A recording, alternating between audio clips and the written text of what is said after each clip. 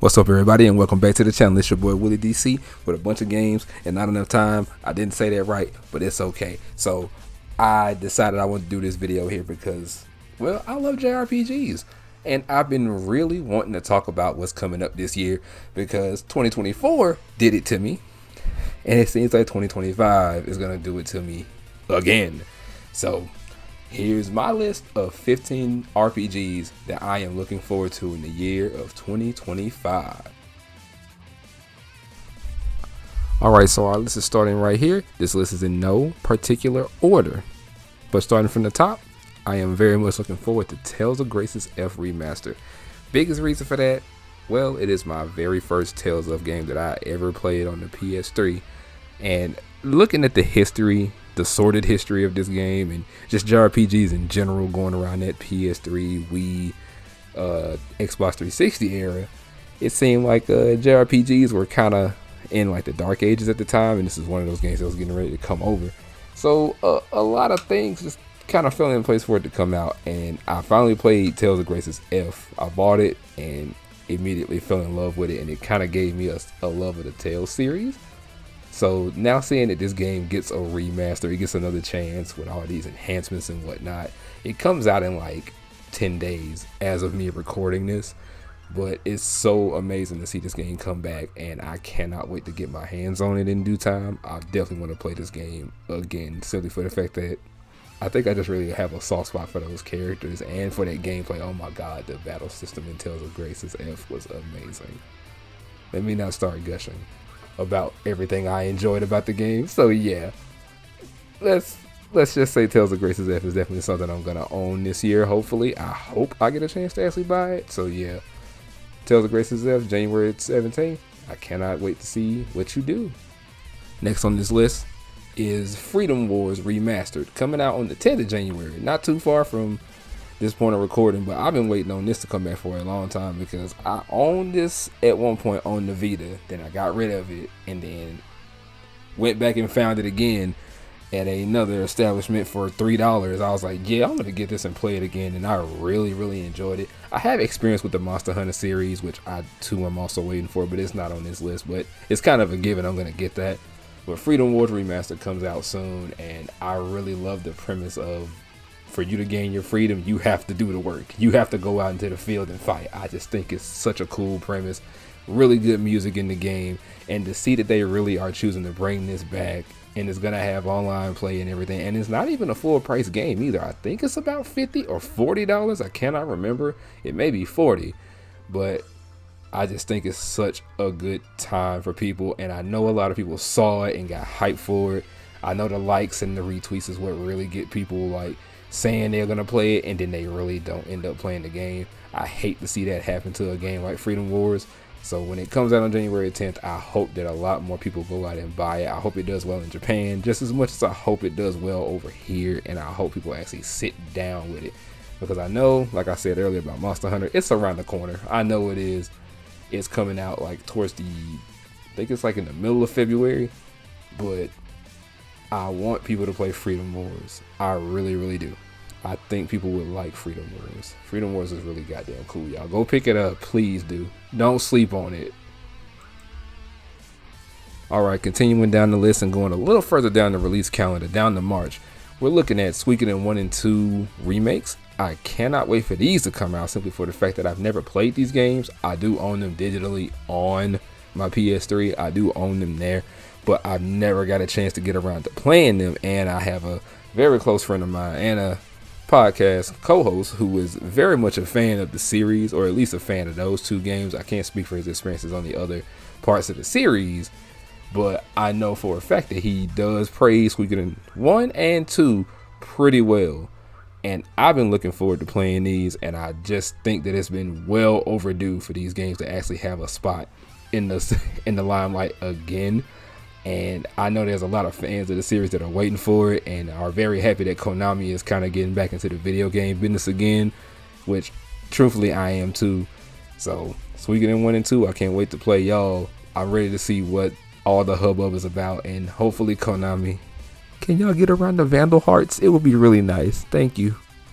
Alright, so Clair Obscur Expedition 33 is a game that kind of surprised me upon the first time seeing it because it had JRPG elements, but it's being made by a Western studio.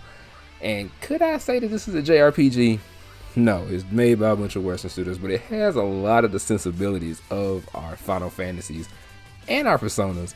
But the graphics of this game are amazing to look at, and they have the voice cast already out, and somebody, a certain someone, is in the cast right now, so I'm glad to see he's there. But Clair Obscur Expedition 33 has my attention simply based on his look and what I think the gameplay looks like. I hope that it plays well. I hope that everything meshes and moves well. It looks like it does. It has great art so far that I like, and the premise of it is super interesting to me as well. I'm very much tied into this just because I'm ready to play something just a little bit different. I have a bunch of anime style games and I love those games, but sometimes we got to kind of step out of our zone and play something a little different. And I think Clair Obscur Expedition 33 will be the one to really get me to step out this year. Alright, so Atelier Yumia, a new Atelier, is on the way. And I haven't played not a single one of the ones I have. I got all the Rises, I got Sophie 2, I got all of the Dust Trilogy, and I haven't played not an ounce of these games. But Yumia looks really goddamn good. It really does. And I like what they're going for here. It doesn't seem more like a cozy game anymore, even though I'm sure those elements are still there. But it seems more straight down the earth, straight up a, kind of like a straightforward JRPG story. That's what it feels like to me. And I'm very much into that. The new characters look great. And I'm sure the gameplay is going to be great too. I think Gus is just having a good time, especially since Ryza kind of dug the Atelier series up and was like, hey, look at us. We're actually pretty good games. So I'm very much happy that Ryza had great success, and now I hope Yumia does. And I'm also looking forward to see whether or not they may find themselves doing another sequel to someone from the past, or trying to fit in somewhere another character to fit in somewhere. There is another Atelier game that should be coming out, and that's from the mobile side, but she's getting a full game, and we're not talking about her game right now because I'm not going to look forward to that as of right now, because then I'll be having all these Atelier games and can't really ever finish them. So Atelier Yumia is the one I'm going to be looking at for the time being. She looks very fun and interesting, so let's hope that her game does well here, and I hope that she can sell just as good as Ryza did. Okay, so for this part here, I'm going to insert two games here, simply because they fall under the same umbrella, under the same basic long storyline, and this is from the Legends of Hero series. First off, we're going to start off with Trails in the Sky, the first. It's funny to me how this game ends up getting a remake, and I beat the first one some years ago, and I'm just getting ready to start playing the second one, and I know that this series is probably going to carry on for years on end. I can see it now, but knowing that the first game is getting remade, I hope that this can draw in a lot more of the newer players. I know that Trails Through Daybreak and Trails in the Reverie may have been something that brought in quite a few new players, but I think them being able to bring this to the forefront, bringing this game back, the very first game in the line of Trails games, and remaking it, I think this is a great way for them to start bringing in more. I cannot wait to see how well it does.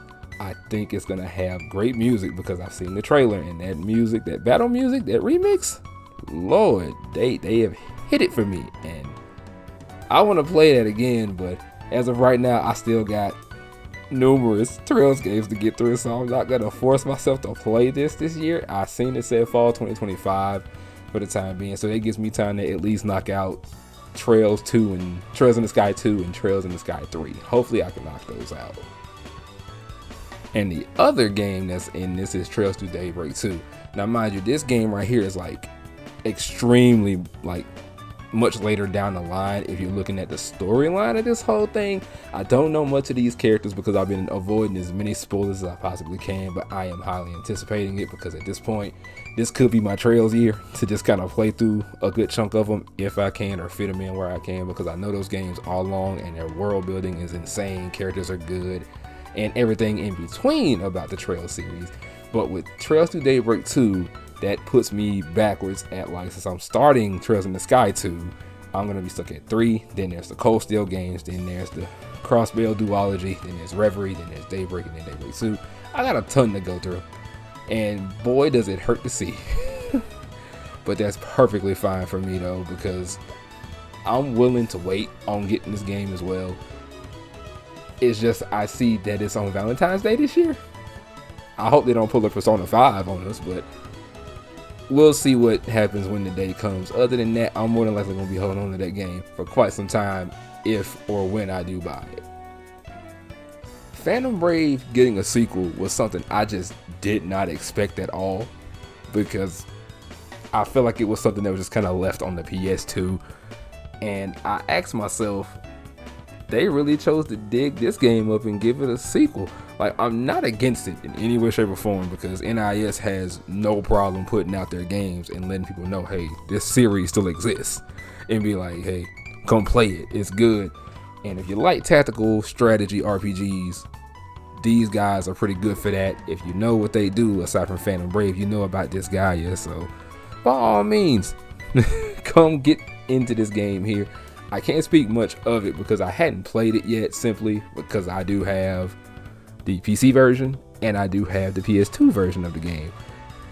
I do have the version on the Switch with the Bermuda Triangle. So yeah, your boy got these games like everywhere and hadn't played none of them because he don't make it his business to actually try to play them. Even though he loves these games, and I keep playing stuff that I know I can't get my hands on. But Phantom Brave: The Lost Hero looks cute. I think everything about it is going to be fun when it comes out. I hope the people like it. I hope the fans of the series, or at least, you know, NIS fans in general, I hope when it comes out, y'all buy it, y'all enjoy it, y'all play it. Hell, tell me if you like it. Come tell me in the comments. Tell me what you love about NIS games in general. That'd be pretty cool. So let's talk about Demonschool for a little bit. This is basically like a tactical RPG, and I see a lot of the influence of Persona 1 and Persona 2 that's in this game, and it's something I've been looking forward to just simply for the fact that I do like the art style. And I just recently seen the boss mechanics vid, and I gotta say, I like bosses that make you sort of think on the outer edge of the box. I really like that, so that's definitely giving this game a huge plus for me. I can't speak for whatever story it may have because I'm ready for it to actually come out, or if it ever gets a demo, I'm looking forward to that. So I don't have a ton to say about Demonschool, but I'm ready for it. I love indie style games, and I love when people put a lot of heart, time, and love into those games. That lets me know that they care about it, and I love supporting indie devs anyways. So let's see what Demonschool can bring to the forefront. I pray that it does well. It's one of those games that I just feel like, hey, if you get it, you're gonna like it. If you don't, you don't. But I also pray that it's in a very good spot for it, simply for the fact that, you know, like I said earlier, 2024 had a crazy release lineup for the first 3 months, and this game is slated to release within the first quarter of 2025. And 2025 looking really similar, and I mean really similar to 2024. So fingers crossed that Demonschool lands in a pretty comfortable spot. I hope it lands somewhere in March and not anywhere in February, because it might mess around and hit that wall of all these amazing new big long-awaited games coming out, and it ends up hitting the wall. I would be so sad for that. The Lunar Remastered collection, I was extremely shocked about getting this one to actually show.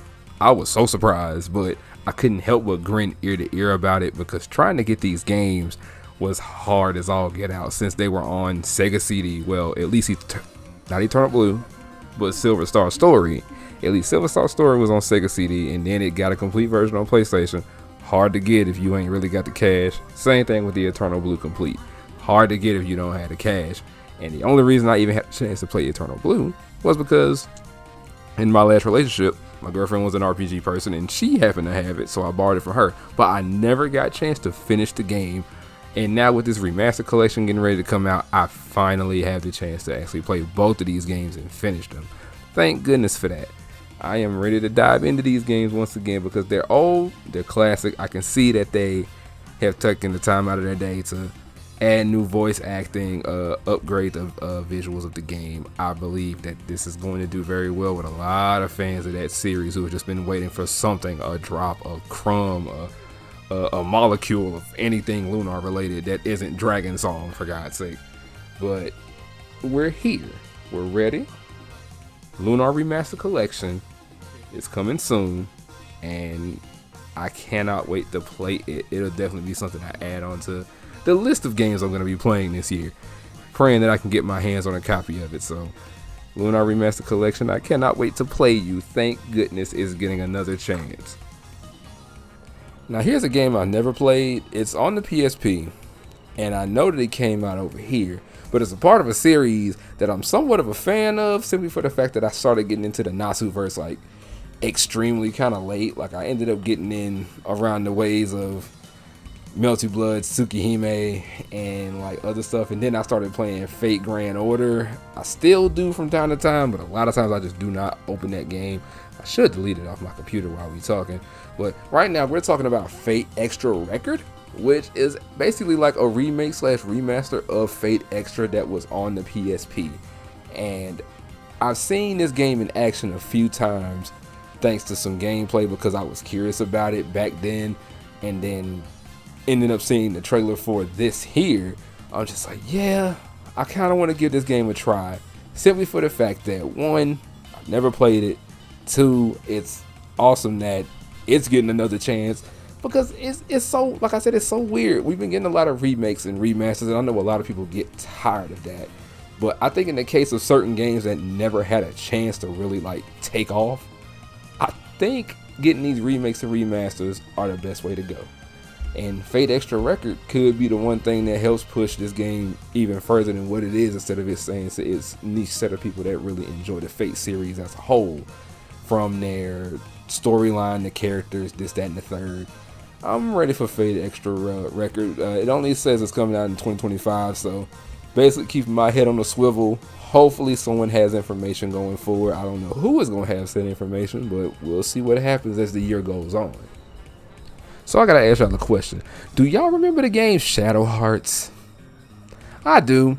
It's in the same category as Lunar. A bunch of games I never got a chance to put my hands on, simply for the fact that I could never find them in the stores that they were in, and now I'm at the age where I can possibly maybe afford to buy these games, and they're rare. All three of them are. Maybe not the third one so much, but the first two definitely hurt your pockets way more than they should.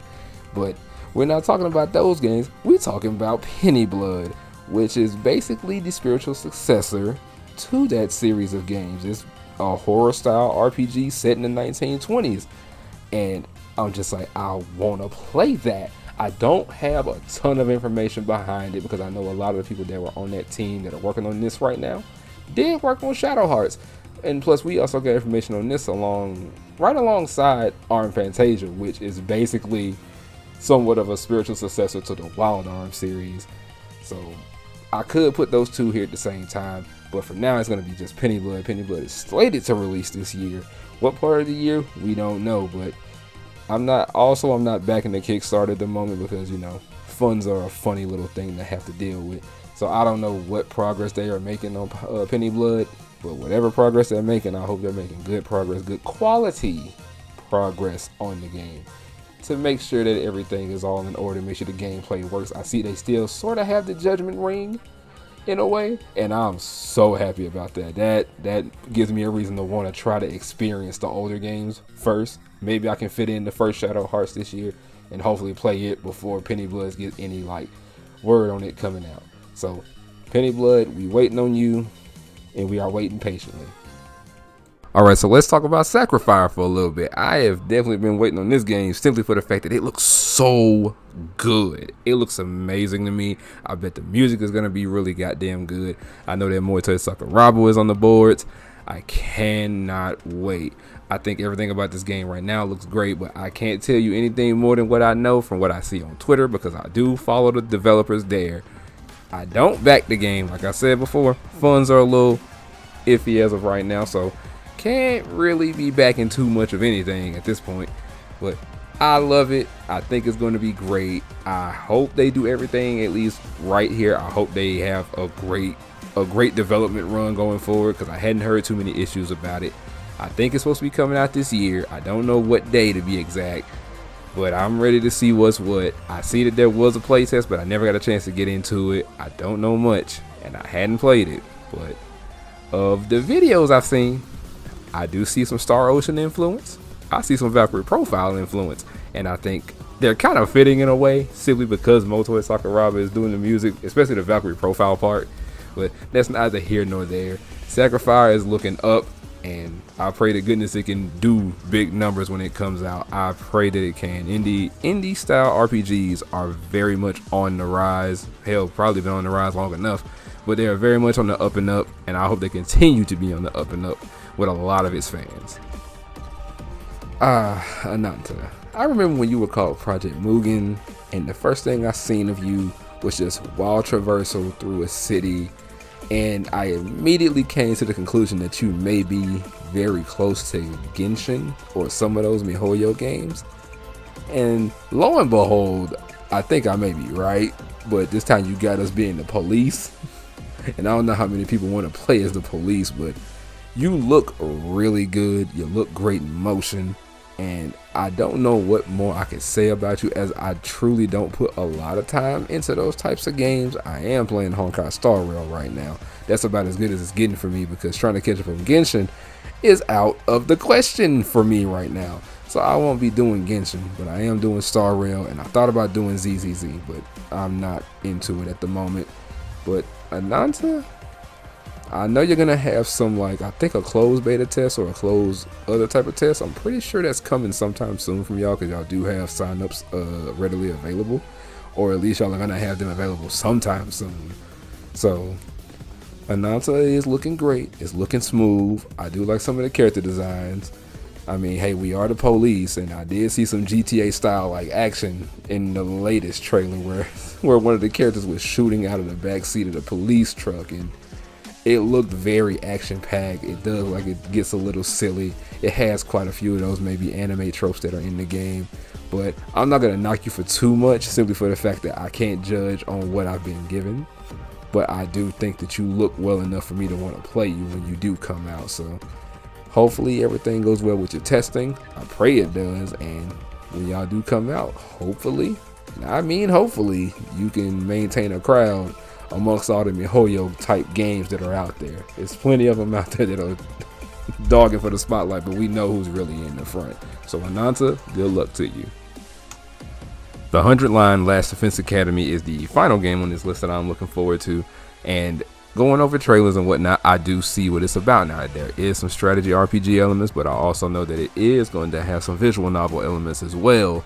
And if you can't tell just by looking at it, you know who made this game, and you know exactly what you may be in for with this game. That's the most I can really tell you right now. They've only had very short amount of trailers right now, and they did do character introductions at TGS if I'm not mistaken.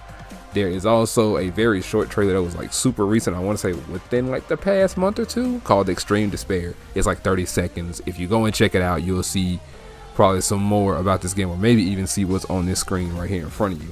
So I just have to say, it's a game I want. It's a game I'm looking forward to. I do have the Danganronpa games pretty much almost 3 times over, and I gotta say, I'm with it. I'm with this game here. I'm sure it's going to be wacky. I'm sure it's going to be wild, a little out there.